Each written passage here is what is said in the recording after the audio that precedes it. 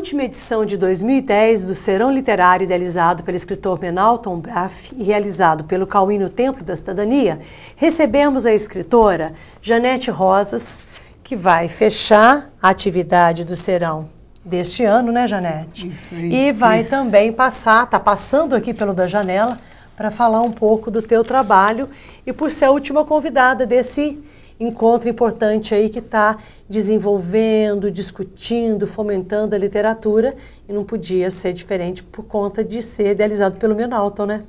Que é um Obrigado amigo por aceitar. querido, eu que agradeço esse papinho de janela aqui, que é muito diferente. Eu cheguei ontem em Ribeirão, estou adorando, então aqui está Aqui você vai fazer, aqui você vai colocar a conversa em dia. Janete, e você? Advogada, escritora, o que você resgata nas suas obras literárias? Olha, advogada no século passado, ipsis literis, né? Eu fui advogada. Aposentada. Não, o seguinte, eu era aposentada, eu fiz concurso, era procuradora municipal e imaginava ficar lá até um dia que me expulsassem quando eu chegasse na compulsória. Aconteceu um acaso na minha vida e eu comecei a escrever ficção, sem mais nem menos. E a coisa foi indo, então quando eu vi que realmente eu tinha mergulhado de cabeça num outro mundo, eu não tinha espaço mais para advocacia, eu não queria mais saber daquilo, aquilo estava me roubando tempo. Quer dizer, então você aposentou como funcionária... Municipal, assim municipal. Que deu, foi fora. E o direito era uma atividade que você usava dentro do teu trabalho, como advogada. Era, meu dia a dia. Dia a dia. E você não esperou, saiu, aposentou e já se apegou na escrita. Assim que eu vi que havia possibilidade de eu continuar nesse mundo de letras, porque a gente experimenta, né, Cris? Aí você vê que a coisa está indo bem, você ganha concurso, as pessoas gostam, recebem bem. Eu falei, gente, é isso aí, eu encontrei um outro mundo pelo qual eu sou muito grata, porque caiu no meu colo, né? Então, mas quando você diz caiu no meu colo, essa história deve ter algumas amarrações anteriores, né? Claro, as tuas afinidades, as tuas leituras. E você colocou também o Menalton, um grande amigo. Conta um pouquinho as tuas relações, né? Com a literatura, né? Quais são as suas afinidades, mesmo ter sido advogada. E esse encontro com o Menalton, quando que se deu, então? Vocês são amigos de longa data. Editora, amigos qual é a literários de longa data. Quando eu ainda, acho que não me lembro se eu ainda estava trabalhando, eu já tinha me aposentado, eu ganhei um concurso, não me lembro mais aonde, e o Menalton também, e nós então nos conhecemos, foi ótimo, foi uma festa bonita que houve, e gostei muito do trabalho dele, né? E daí, alguns anos depois, ele ainda não tinha ganho o Prêmio Jabuti. O Jabuti. Mas eu já gostei demais das coisas que o Menalton escrevia e nós tivemos uma afinidade literária grande e nos tornamos amigos. E nesses anos todos, depois veio a internet, que naquele tempo não tinha. Facilita, né, o trânsito. Isso aproxima as pessoas, é gostoso. Tem uma certa dificuldade para a gente se adaptar com ela, principalmente quem pegou a fase da máquina de escrever, né? Cris, era um mal necessário, para mim era um desespero, hoje em dia é uma paixão. Uma paixão. Agora, você disse assim que um dia você começou a escrever, né? Mas você não tem exercícios anteriores? Quais são as suas relações anteriores com a literatura? Assim, além, claro, que no direito automaticamente é uma compulsão pela leitura, mas eu digo a literatura mesmo. Com a literatura foi assim, eu sempre li muito, sempre gostei de ler muito. Quer dizer, eu tenho recordações de infância, de pedir livros, de chegar o Sítio do Pica-Pau Amarelo em casa, eu não sabia ler ainda, os meus irmãos achavam que eles que iam ler e eu não, porque eu era analfabeta, não estava na escola ainda. E depois sempre li muito, gostava muito. Também era uma época que não tinha internet, televisão, joguinhos, enfim, baladas, né? Era um facilitador, de certa forma, facilitador, né? E eu adorava. Daí, eu me lembro até, tudo que fosse escrita, desde pequenininha, no primário, eu adorava. Fazer redação, composição, aquilo era um prêmio fazer, né? Aí, caminho natural, direito. Dentro do direito, depois que eu escolhi fazer o concurso público e que eu passei, eu não fiquei nos departamentos fazendo fórum ou fazendo essas coisas. Eu fiz consultoria jurídica, porque isso você trabalha a palavra. Você trabalha, você tem muita pesquisa, você vive na biblioteca pesquisando, aí você monta um parecer que já passou por várias assessorias jurídicas que não resolveram o problema, e com isso você pega um raciocínio muito lógico, trabalha a palavra do jeito mais claro possível. Isso me ajudou muito na literatura. Foi muito bom você ter uma... Por que o direito foi o caminho natural seu? Na época, os desafios talvez de seguir o caminho literário?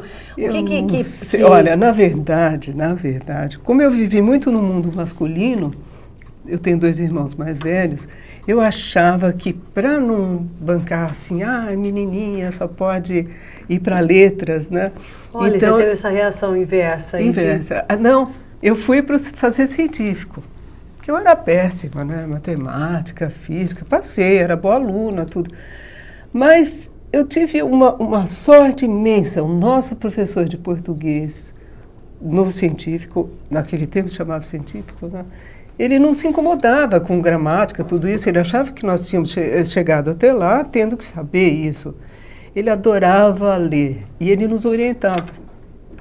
Lê isso, lê aquilo, discutíamos nas aulas, leitura, só leitura, literatura, Jorge Amado, Graciliano, Érico Veríssimo, Guimarães, e assim foi. Isso despertou uma paixão tão grande e, agora, eu não sei, dizem que a advocacia é a carreira ou dos medíocres ou dos que têm uma interrogação, que não sabem o que vão fazer na vida, não sei se é isso mesmo. Só sei que eu fiz a faculdade, eu fiz o Largo São Francisco, onde a palavra era tida como, enfim, uma coisa mágica que tinha. Eu me lembro, nós tínhamos professores que se tivesse um erro de português na prova, ainda que o conceito jurídico tivesse bem exposto, escravo inteiro. Então, de certa forma, que você também, né, de certa forma, você foi sendo preparada, né, para depois colocar no papel a parte literária. E mesmo assim, quando você escreveu o primeiro livro, você escreveu com a intenção de se tornar escritora ou foi uma coisa assim espontânea? Eu vou colocar agora eu descobri, então eu posso seguir a carreira e vou largar. Como é que foi esse processo de produção do primeiro obra? O primeiro livro eu nem imaginava que fosse surgir. Eu trabalhava nessa época lá na cidade, um trânsito louco. Saía às 6 horas da tarde, comecei a ir 2 vezes por semana para a Oficina da Palavra, que fica na casa onde morou o Mário de Andrade. Só isso, você está lá naquela casa onde ele morou, gente. Ele andava por aqui, tinha o piano dele, o piano de armário que ele tocava, não sei o quê. E tinha um time de orientadores de primeiríssima lá. E eu comecei a escrever lá. Aí, é claro que eu nem imaginava que fosse isso dar em alguma coisa. No momento era lúdico, era gostoso, porque você faz exercício sem qualquer compromisso literário no início. Com a continuação, aí você vê que você gostou daquilo, você quer escrever mais. E mais, e mais. Daí você tá assim uma ânsia de botar a realidade que você percebe como editora no papel. Você vê que você consegue de uma forma ou de outra, aí você começa, aquilo mina. Você quer fazer aquilo o tempo todo. Aí foi a hora que eu falei, chega de advogar, agora eu vou escrever.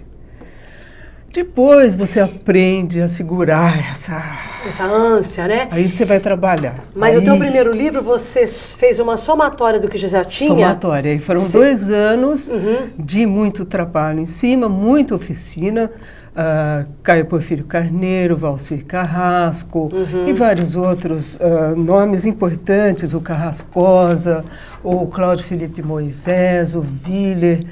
Todos esses nós fazíamos uma roda de leitura, punhamos nossos textos lá para serem julgados, né, pelo grupo, ouvíamos crítica, aprendíamos a ouvir, antes de mais nada, né, a ouvir, a corrigir, a cortar, a diminuir, a enxugar. Aí entra aí entra o estilo, você vai aprender pouco a pouco todos os requisitos literários, estilísticos. Aí vem o grande prazer, né? Aí então, é a literatura. Você está colocando aí 2 pontos que eu acho que era bacana a gente falar aqui, né? Muitas vezes você ouve dizer assim, não, escritor você nasce, intuitivo, né? Imagina. Mas você exercita isso também, essa possibilidade, né? Com as suas leituras, né? É possível você eu não conheço fazer... escritor bom que não tenha lido muito na vida. Aí a leitura que é o fundamental. Mas eu digo a preparação para a técnica. Sem dúvida, não existe escritor naíve. Eu acho que não pode existir, assim como pintor ainda do primeiro quadro. Ele é naíve, depois ele começa a trabalhar. Uhum. O escritor, ele tem o material com que ele tem que exercitar a arte dele. Uhum. Como uma arte, ele tem que trabalhar muito, muito, muito. Ainda que como amador, ou seja, aquele que ama o que está fazendo. Ainda como amador, ele tem que saber traduzir aquilo, transcender a realidade que ele está vendo, botar aquilo no papel de uma forma literária, ouvindo o som da frase, ele corta a pontuação, ele corta na hora certa. Não é só a ideia. Porque senão todo mundo sentaria e escreveria, viraria nem crônica, viraria um relatório. Essa obra sua, né? O que você traz para esse livro? Esse já foi o segundo ou terceiro, tudo isso feito em muitos anos. O primeiro é uma reunião de contos também. Contos que hoje em dia eu escondo dentro. Por quê? Porque sempre é assim, né, Cris? Primeiro... Você fala, poxa, o primeiro, 2 anos depois que eu comecei a escrever, 2 ou 3, ainda não estava bem amadurecido. Você começa a contar desse, então? Desse aí, porque a 7 Letras é uma editora muito rigorosa, quando ela aceita os seus contos para fazer a publicação.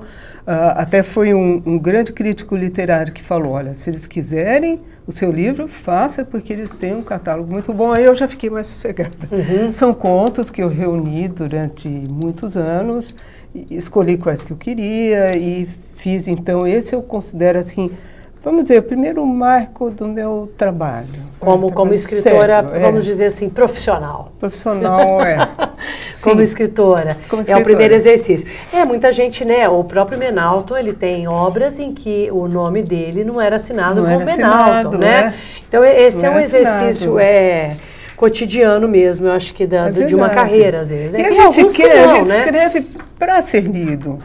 Esse negócio de dizer, não, eu escrevo, mas não é para ninguém ler. É que nem você já viu o violinista ir para uma ilha deserta tocar? Quer dizer, medo de exposição. Você quer ter um retorno, né? Saber até que ponto que você está contribuindo, né? O que você está levando? Se você como é que você consegue impactar quem está lendo? Ele está havendo uma sintonia, uma sinergia com o que você faz. Isso é tão importante, né?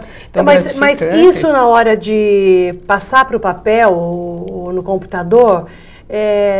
a ideia original, não. Você tem a ideia de escrever, você esquece. Você não está pensando em público. Aí você vai lá e começa a colocar. Nesse processo de produção é que vem a reflexão do que você tem que produzir? Não, nesse processo de produção, pelo menos para mim, as coisas aconteceram nos contos, assim, eu tenho um momento de, não vamos dizer iluminação,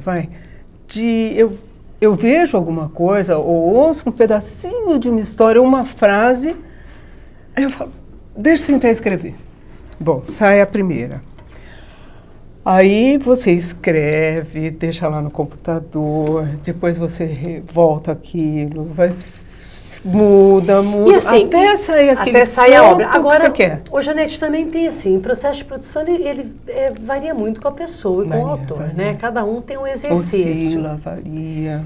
A gente vai fazer um intervalo rapidinho e a gente volta para saber do Morrer em Praga, como é que veio essa obra, tá bom? Com prazer.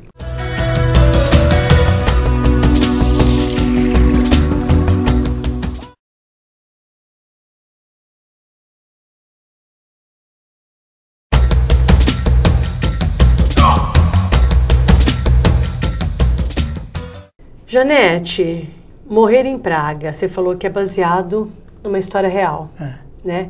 Esse fato de você, a história da advocacia e relações de histórias reais de muito tempo, isso tem alguma interferência ou isso daqui que são coisas independentes? Não, são independentes. Inclusive, eu tive um trabalho muito grande para me livrar do advogadez. Para usar aquela estrutura de advogada, que era muito sensível no meu início, dava para notar. Tá, mas você está falando da estrutura das palavras. Sim. Eu quero dizer das experiências de histórias, de fatos, uma, não, cada né? uma é uma.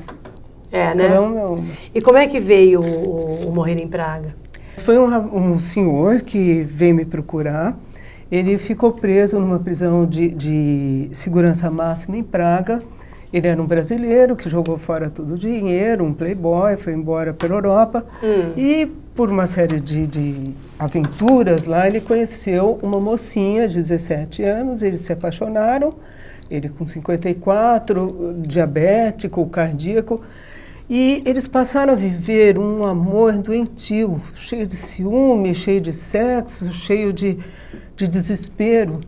E ela, então, um dia propõe para ele, vamos nos matar.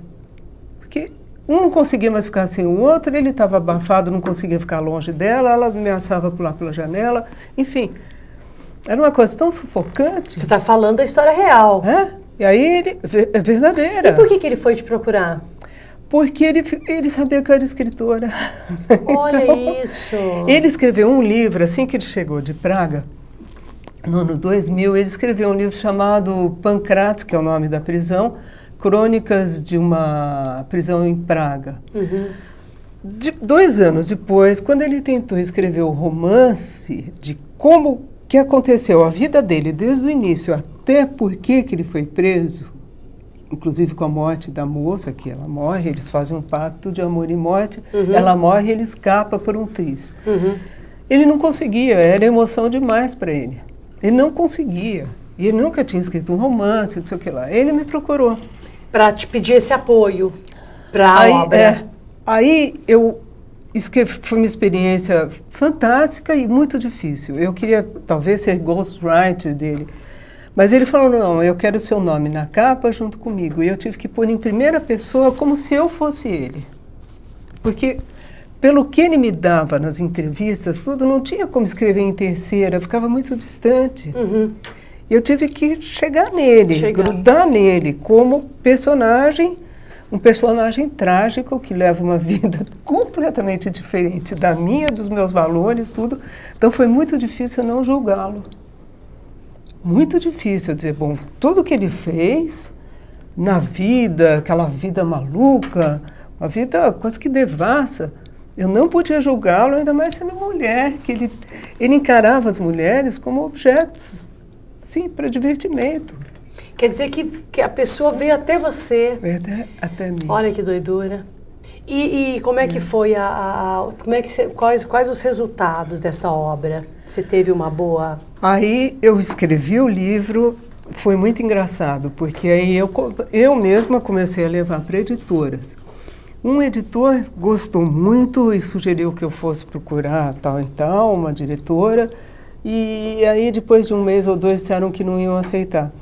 Aí eu perguntei para ele, olha, mas você gostou, por que você acha que não aceitaram? Aí ele mandou a opinião do leitor crítico. Ora, tenha paciência, um homem de 54 anos, feio, pobre, doente, uma menina linda de 17, imagina se ia dar uma história de amor. As pessoas não acreditam. Não acreditam. Não acreditam. Realmente é uma coisa, esse moço existe ainda, mora em São Paulo. Depois, então, eu comecei a procurar. Não se incomodou de ter assumido o nome dele, a identidade dele? Não, ele queria pôr mesmo o nome dele e tudo mais. Ele queria... Para mim, Cris, bateu como assim, um exercício de botar aquilo para fora, fazer uma confissão, se livrar de uma culpa terrível. Ele quis tornar público. E isso, sabe, me deixou realmente muito emocionado escrever esse livro. Eu ia acompanhando, eu levei anos para escrever, acho que uns, não sei, alguns anos. E aí as editoras, por uma razão ou outra, não queriam. até que surgiu o PAC, da Secretaria de Cultura, que hoje chama PROAC, da Secretaria Municipal Estadual de Cultura, e que eu brinco agora que eu falo devia chamar PROSAC, porque a gente tem os livros, põe na gaveta ou manda para as editoras, volta dali a 2 anos, não, sim, acho, não sei. A Rocco ia fazer esse livro, não, mudamos de projeto. Então o escritor vive assim, naquele vai ou não vai. Refém de uma ação, vamos dizer assim, comercial indiretamente. Comercial, mas, porque o livro para a editora é um produto, ele tem que ver se não interessa naquele momento. Aí eu entrei no PROAC e ganhei. Esse aqui em primeiro lugar, fiz os 3 juntos, quer dizer, que já estavam guardados. Tá. Tirou o primeiro lugar, esse aqui em livro. Esse ganhou e o Kafka já foi num outro ano. Mas aí, com o dinheiro, procurei uma editora que já tinha lido os originais e que tinha gostado muito. Então aí saiu Morrer em Praga, que já está em 2ª edição, e vai virar filme, já vendemos os direitos. Esse aqui é um audiolivro? Esse é um audiolivro. Que foi o vencedor, é isso? Esse ganhou o livro. E a história do audiolivro? O audiolivro foi uma experiência também Adorei o Gato Preto, tá? Eu já apaixonei pelo Gato Preto, porque eu tenho um gato preto que eu sou apaixonada por animal, então o Gato Preto me mexe com o meu coração. Eu não sei se você vai gostar desse Gato Preto. Não, é que você está trazendo, a questão do místico do Gato Preto, né? E aí eu mandei os originais para a Rocco, para a Record. A Rocco se interessou muito, ia começar uma série de livros de detetive escritos por mulheres. E eu ia iniciar. No fim eles mudaram, não iam mais fazer essa série, saiu da agenda deles, da pauta. E então chegou numa Bienal, esse pessoal da audiolivro estava no começo de carreira. Hoje eles já têm montes de títulos, eles são muito bons. Eles perguntaram, você se interessa de fazer conosco? Na verdade são 7, né? São 6. É engraçado, 6. Né? 6, devia ser 7. Devia ser 7. Que mas a caixa também tem a figura, então é 7. Eu queria mandar contos para eles. Eles falaram, não, nós queremos um romance inédito. Aí eu mandei esse, mas com a seguinte condição, eu não queria que fosse narrado por uma pessoa, como geralmente são os audiolivros, porque o áudio tem uma tradição fora do Brasil. Nos Estados Unidos, na Europa, você põe aquilo no carro, vai ouvindo a história, é interessante. Tem grandes atores shakespearianos que gravam toda a obra de Shakespeare, é bacana. Mas já não é algo muito comum no Brasil, né? Não, agora é que a gente está percebendo, E esse estava no inicinho da coisa. Mas eu acreditei neles e nós então escolhemos, foi muito engraçado, porque nós escolhemos as vozes dentre dubladores. E aí você entra no banco de voz na internet, você põe lá, fulano de tal dubla Brad Pitt, George Clooney. Então esse deve ser bom. Mas deve ser caro. Deve ser caro. Então eu chegava lá, nós contávamos rapidamente do que se tratava, porque assim como nós estamos conversando, eles tinham que ler só parte tinham que interpretar a parte deles. E não sabiam o que você ia responder, por exemplo, se você fosse a outra protagonista. Eles estão prontos para a ação, para o fato, né? Mas eles não têm aquele envolvimento. Sabe por quê? Porque eles recebem por hora. Então, o editor, se for pagar uma leitura dramática primeiro, a orientação, olha, você tem que fazer fica mais complicado. Fica caríssimo. Então, não adiantava. Mas dessa tua experiência do audiolivro e qual que é a tua preferência? Eu adoro o livro. Para mim, livro tem gosto, tem cheiro. Textura. Até dicionário. Eu não uso dicionário na internet. Não, você gosta do papel. Adoro ler mas você sabe que é uma coisa que a gente... É verdade, a gente tem essa, né?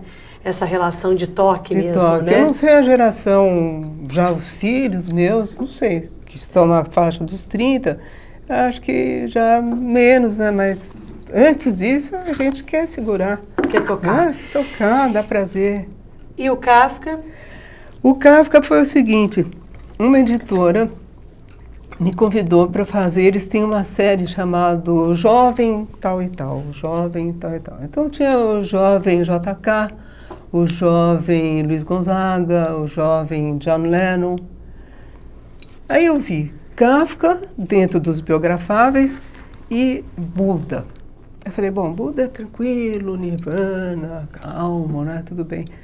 E Kafka é um inferno, assim, interior, uma vida sofrida, os pensamentos sofridos, doloridos, amargos. E eu já tinha lido Kafka, eu tinha paixão por Kafka. Mais desafiador. Eu falei, vai esse. Cris, a hora que eu comecei, eu falei, em que buraco eu me meti, meu Deus. Quanto tempo você ficou no trabalho, na produção? 3 anos e tanto, só Kafka. Fui 2 vezes para Praga, que é divino, para pegar o clima. O clima de Praga daquele tempo e de hoje você ainda consegue captar. Agora veja você, era para começar fazendo o jovem Kafka, que seria só o Kafka pequenininho. Você já viu um garoto que não tem um amigo? Ele brincava sozinho, ele encontrava no quarto dele, por exemplo, assim, desenhos na parede. Ele ficava sozinho, ele não tinha um amigo. Ele era raquítico, quietinho, introvertido. E isso tudo gerou esse gênio que o pai não se acertava, porque o pai era um homem grandão, falante, que lutou pela vida, que subiu comercialmente, e de repente tem esse patinho feio, quietinho. E você... E aí ele vai crescendo, crescendo, crescendo, vira transforma, vira um até hoje, eu Agora, adoro, você quando escolheu, você não imaginava tanto desafio, é isso que você me disse? Nunca imaginei.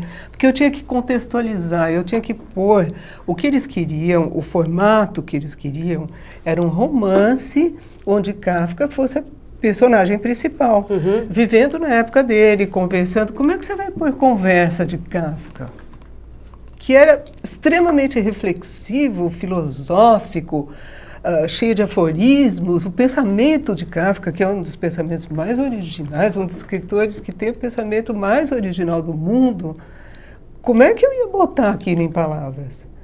Até que depois de muita noite em claro, eu pensei o seguinte, eu li as cartas dele, eu li os diários, eu li a carta ao pai, que é uma magnífica autobiografia, se bem que ele não chamasse de autobiografia. Aí eu falei, se ele escreveu isso, ele poderia ter pensado ou falado. Aí pronto, aí foi uma maravilha, porque ele tinha os amigos dele, com quem ele se reunia todo dia, que eram os intelectuais da época, tinha Max Brod, que salvou a obra dele, que ele pediu para queimar o Max Brod, desobedeceu, não queimou. E aí eu pude colocá-lo em conversas, trocando ideias e ele falando aquilo tudo que ele escrevia. Eu estou abrindo aqui nessa página 13, que está Por que Kafka? Uma inteligência superior, você justificando, né? E um talento sem limites e uma paixão que o leva por um caminho estreito em busca de um ideal maior, né? Este é Franz Kafka, o escritor que mudou a literatura do século XX. Acho que aqui você deixou claro por que a tua escolha, né? A figura de Kafka é assim, é tão monumental que eu por mim passaria o resto da minha vida estudando e falando sobre ele. Você se apaixonou pela história? Me apaixonei. Né? Agora mesmo andei lendo tudo que há de novo sobre ele, que sai, eu leio. Ele foi um dos autores mais biografados, as histórias, a metamorfose. Por que eu escrevi, inclusive? Agora, situando melhor. Para que as pessoas lessem, talvez lendo a vida dele, que é muito ligada à obra, você precisa conhecer a vida para você entender por que ele escreveu daquele jeito, que tivessem a sorte de mergulhar no universo kafkiano e conseguissem ler Kafka mesmo, não só a história dele. Então, eu acho que isso, Cris, eu consegui. Muita gente chega para mim e diz assim, eu li seu livro. Por onde eu começo, Kafka? Levar as pessoas, seduzirem as pessoas a conhecer o autor. Assim como ele me seduziu de uma forma que até hoje... E eu posso te contar uma historinha engraçada que apareceu agora sobre a herança dele. Até isso é kafkiano. Porque muita gente fala, que situação kafkiana, as pessoas às vezes nem sabem porque falam isso, adjetivaram e não sabem por quê. Não sabe por quê. São essas situações esdrúxulas, sem explicação, que a vida desse homem, a cabeça desse homem, agora a herança dele, está gerando uma situação kafkiana. Porque esse Max Brod, que era o testamenteiro dele, ficou com toda a obra, levou embora para a Palestina, ficou viúvo, deixou para uma secretária, que era amante dele, essa secretária deixou para as filhas, a secretária morreu com 101 anos, agora em 2007. Deixou para as 2 filhas septuagenárias, uma não deu muita bola, a outra mora numa casa com 100 gatos. Olha que e a obra está com ela, tudo que sobrou, e as pessoas, o mundo esperando que isso venha à luz. E está guardado pelos 100 gatos. Está guardado na casa dela pelos 100 gatos e em cofres fortes em Tel Aviv e na Suíça. Mas, quer dizer, não é kafkiano? É muito diferente. Pelo menos, eu não sei se é exatamente kafkiano, mas pelo menos é muito diferente a história. É muito diferente. Né? Dá um livro. Dá um livro. Acabou de sair isso no New York Times. Olha só. Janete, obrigada pela entrevista, né? Bem-vinda a Ribeirão e que você volte outra hora. Eu que agradeço a você, ao seu público, espero que gostem de Kafka e gostem também dos outros livros, claro, porque eu também gosto deles. Agora deixou o Kafka, tá certo. Obrigada, viu? Obrigada, Cris.